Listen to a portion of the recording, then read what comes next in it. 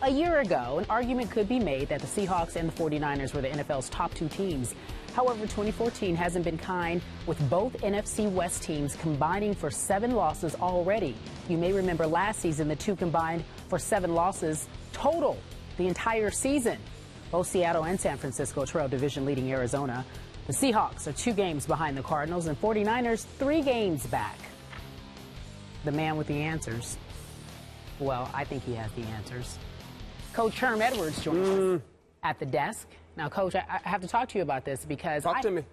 I asked you this morning, I said, will the Seahawks miss the playoffs? And you said there was a 50-50 chance. I think you might have been more bullish on that at one point, no? No, it's 50-50, and you look at their schedule, it's daunting. They play 5 division opponents still left. And they're a team right now, it's kind of really lost their identity a little bit. Similar to San Francisco, we'll talk about them in a minute. When you think about how they won football games, a defense that took the ball away, didn't allow a lot of points, really great on third down, could sack the quarterback. They lost some players. That has hurt them. Huh.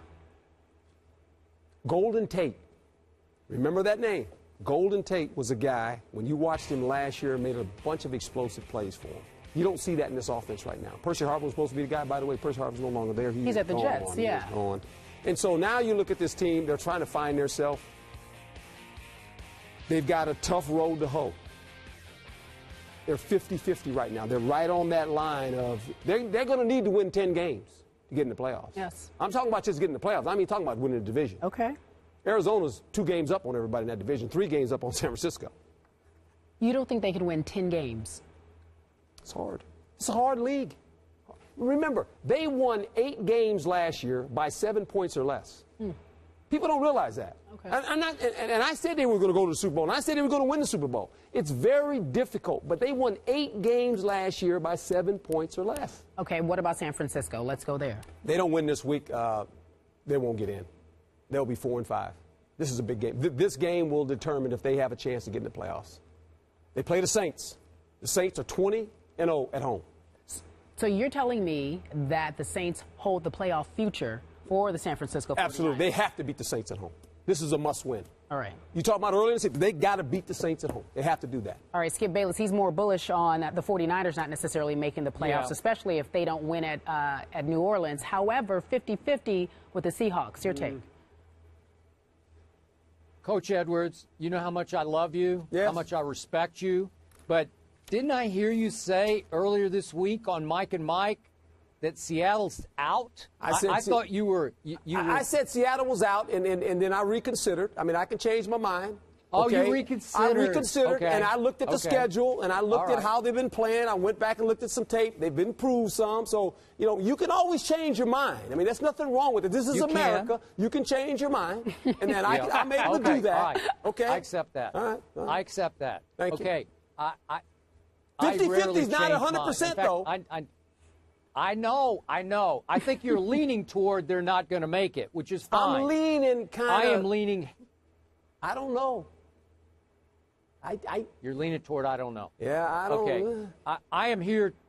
Okay, let us convince you, or let me try to convince you, that Seattle at 5-3 definitely will make the playoffs. I still think Seattle has a shot at winning this division. And again, as Stephen A. will quickly point out, I predicted Seattle would go 15-1, losing only at San Diego in Week 2. I was correct about that, but it doesn't look like I'm going to be right about 15-1. But what I did not foresee was that Percy Harvin was going to start causing internal issues early this season that would require the Seahawks to think they should give him away to the New York Jets. I didn't see that one coming. I will admit to you, Coach Edwards, I was wrong about Golden Tate. I thought that Baldwin and Kearse could try to figure it out, and with Percy Harvin as the X factor, I thought they could be at least as good on offense as they were a year ago. That was not the case because Percy Harvin went south.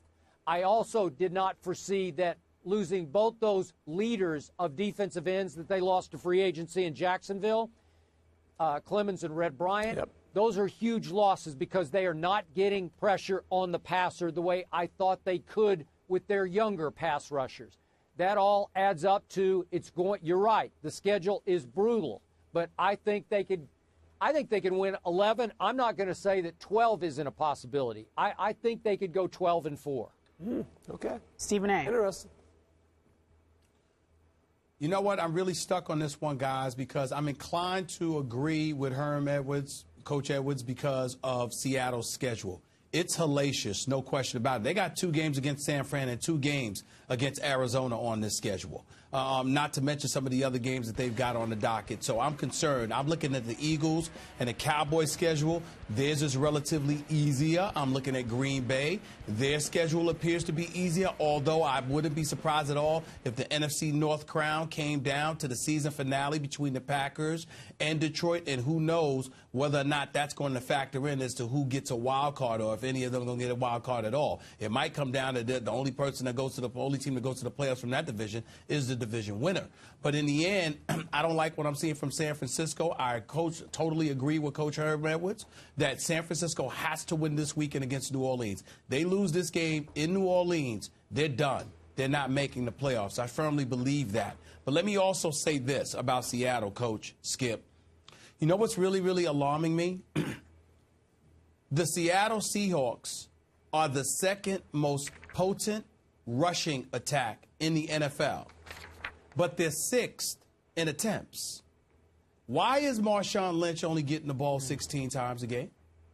Especially when Russell Wilson, I mean, no matter what we said about him early in the season and him being an MVP candidate after 4 games, he is clearly not the quarterback that Tom Brady and Peyton Manning and those boys are, not even the quarterback that Andrew Luck is, as far as I'm concerned, in terms of his ability to make things happen, at least over the last several weeks. Not disrespecting Russell Wilson. I know the brother can play and he's a champion, the reigning champion.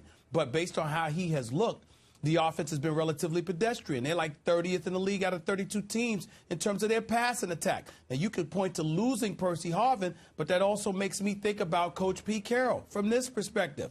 This is the players' coach. Everybody wants to say, well, this is the players' coach. This is the guy that had the reputation with the Jets, with New England, ultimately at USC. Now he's with Seattle. He's got the reputation as the players' coach. Fair enough. He's a champion at USC. He's a champion now in the NFL. Major props to that man. But my attitude is everybody uses that as an excuse to denigrate Percy Harvin even further by saying, well, if you can't deal with Pete Carroll, if Pete Carroll felt the need to get rid of you, then that just speaks volumes. Well, my attitude is, why did you feel the need to get rid of him? Why did you feel the need to exit him, to push his exit out the door? Couldn't you have waited until the end of the season? Don't you owe your players the best chance to win football games? You let go of Doug Baldwin. Golden Tate. You let him get away to Detroit, and now Percy Harvin's gone. That's why I don't knock Skip. Skip, you say I'm going to bring it up, but I rarely bring up the fact that you said they were going to go 15-1, because I understand some of the changes were very, very unpredictable, okay. And dare I say, unfortunate. Very unfortunate. There's no excuse for it. So I'm looking at the coach, I'm looking at the quarterback, and I'm even looking at the offensive coordinator, Coach, because I don't understand with Golden Tate gone and with with Percy Harvin now gone, why you're not giving the ball to Marshawn Lynch more. Steve, you make some great points. And remember this, even last year, we talk about Percy Harvin, but really Percy Harvin, he didn't play. He was hurt. He played up in the Super Bowl, guys. He played in the Super Bowl. And remember this, Russell Wilson last year, guys, he threw the ball, attempts, 407 times. Least of any starting quarterback in the National Football League. Least. He's not a volume passer.